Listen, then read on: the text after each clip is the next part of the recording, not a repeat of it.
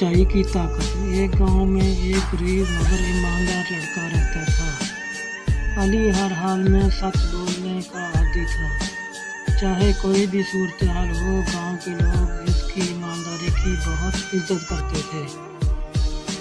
ایک دن گاؤں کے رئیس کا قیمتی ہار کھو گیا۔ رئیس نے اعلان کیا کہ جو بھی ہار تلاش کرے گا اسے انعام دیا جائے گا۔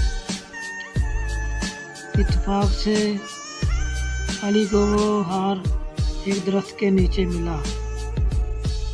اس نے سوچا کہ اگر وہ چاہے تو یہ ہار رکھ سکتا ہے، مگر اس کا ضمیر گوارا نہ کرتا تھا۔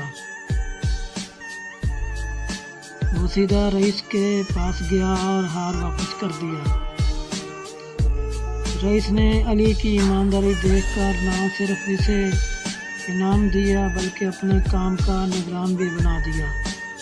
علی کی سچائی نے اسے نہ صرف عزت دی بلکہ اس کی زندگی بھی بدل دی۔